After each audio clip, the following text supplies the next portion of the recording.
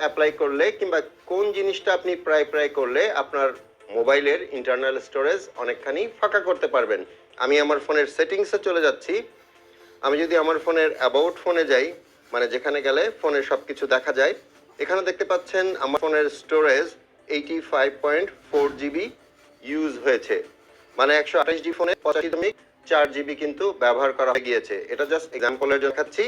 এখন এখান থেকে বের হয়ে যাচ্ছি এবং প্রত্যেকটা ফোনে আপনি একটা অপশন খুঁজে পাবেন অ্যাপ কিংবা অ্যাপস এরকম কিছু।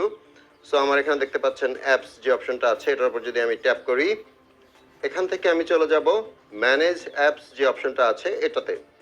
সো ম্যানেজ অ্যাপসের উপর ট্যাপ করছি। এখন এখানে আমার ফোনে যতগুলো অ্যাপ ইনস্টল করা আছে সবগুলো কিন্তু এখানে শো করছে, আপনার ফোনেও শো করবে।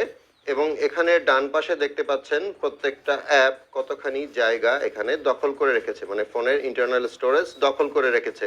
এখন জাস্ট এক্সাম্পলের জন্য আমি যদি এই ক্রোমের উপরে ট্যাপ করি, যেটা 1 জিবি জায়গা দখল করে আছে, এবং এখানে স্টোরেজের উপরে যদি ট্যাপ করি, দেখতে পাচ্ছেন টোটাল 1 জিবি জায়গা আমার ফোনের ইন্টারনাল স্টোরেজ থেকে ক্রোম কিন্তু ব্যবহার করছে।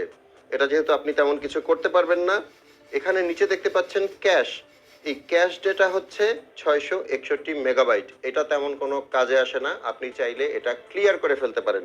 নিচে একটা অপশন পাবেন ক্লিয়ার ডেটা, এটার উপর যদি আমি ট্যাপ করি এবং ক্লিয়ার ক্যাশ যে অপশনটা আছে সেটা যদি আমি ট্যাপ করি এবং ওকেতে যদি ট্যাপ করে দেই, তাহলে এখান থেকে 661 মেগাবাইট যে ক্যাশ ডেটা আছে সেটা কিন্তু ক্লিয়ার হয়ে যাবে। দেখতে পাচ্ছেন এখানে 0 বাইট হয়ে গেল।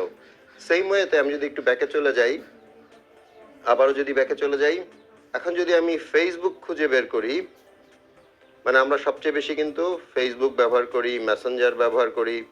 সো এই যে দেখছেন ফেসবুক, এটা 1.43 জিবি দেখাচ্ছে। এটার উপর যদি আমি ট্যাপ করি এবং স্টোরেজের উপরে যদি ট্যাপ করি, এখানে দেখতে পাচ্ছেন ক্যাশ ডেটা আছে 337 মেগাবাইট।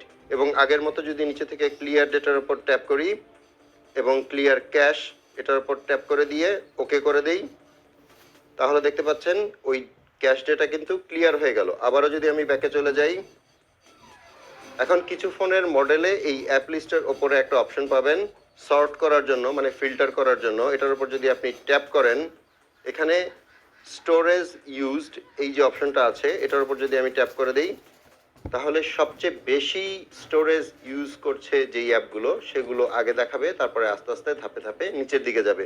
এখানে দেখতে পাচ্ছেন ইউটিউব, আমি যদি ইউটিউবের ওপর ট্যাপ করি, এখানে দেখতে পাচ্ছেন স্টোরেজ হচ্ছে 2.32। এখানে আরেকটা জিনিস আছে, আপনাকে প্রত্যেকবার কিন্তু স্টোরেজে যেতে হবে না। নিচে একটা অপশন পাবেন ক্লিয়ার ডেটা, এটার উপর যদি আপনি ট্যাপ করেন, এখানে ক্লিয়ার অল ডেটা একটা অপশন পাবেন, আর একটা হচ্ছে ক্লিয়ার ক্যাশ। কখনোই কিন্তু ক্লিয়ার অল ডেটা এটা আপনি করবেন না, আপনি সবসময় করবেন ক্লিয়ার ক্যাশ। সো আমি ইউটিউবের ক্যাশ ক্লিয়ার করে দিচ্ছি এবং এখান থেকে ব্যাকে চলে যাচ্ছি। এভাবে আপনি যখন কয়েকটা অ্যাপের ক্যাশ ক্লিয়ার করে ফেলবেন, তখন কি হবে, আমি যদি আবার ব্যাকে চলে যাই এবং সেটিংসের মেইন যেখানে ছিলাম প্রথমে সেখানে চলে যাই এবং অ্যাবাউট ফোনে যদি আবার চলে যাই, এখন দেখতে পাচ্ছেন আমার এখানে অকুপাইড দেখাচ্ছে 82.9 জিবি।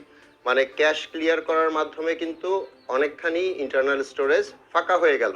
সো আপনাকে এখন যেটা করতে হবে, প্রায় মানে 2-1 দিন পর পরই যেসব অ্যাপ আপনি খুব বেশি ব্যবহার করেন সেগুলোর ক্যাশ ডাটা ক্লিয়ার করে ফেলতে হবে, কারণ কিছুদিন পর পরই কিন্তু ক্যাশ ডাটা আবার জমতে থাকে। সো আপনাকে এটা ক্লিয়ার করে নিতে হবে। এভাবে ক্যাশ ডাটা ক্লিয়ার করে করে আপনি হয়তো অনেকখানি জায়গা বের করতে পারবেন, কিন্তু আপনার মোবাইলের ইন্টারনাল স্টোরেজ যদি 16 জিবি হয় কিংবা 32 জিবি হয়, সেক্ষেত্রে আপনি কিন্তু কখনোই অনেক বেশি জায়গা ফাঁকা করতে পারবেন না, কারণ অপারেটিং সিস্টেম যেটা আছে মানে অ্যান্ড্রয়েড, সেটাই অনেকখানি জায়গা নিয়ে নেয়। সো এক্ষেত্রে আমার পরামর্শ হচ্ছে, যখন আপনি নতুন একটা ফোন কিনতে যাবেন ভবিষ্যতে, তখন অবশ্যই খেয়াল করবেন সেটার ইন্টারনাল স্টোরেজ যেন বেশি হয়, এবং আমার মতে এখনকার সময় এসে অ্যাটলিস্ট 128 জিবি যেন হয়। হোপফুলি ভিডিওটা আপনাদের উপকারে আসবে। ভালো লাগলে একটা লাইক করে দিবেন। আপনাদের সাথে আমার দেখা হবে পরের ভিডিওতে ইনশাল্লাহ। সে পর্যন্ত সবাই ভালো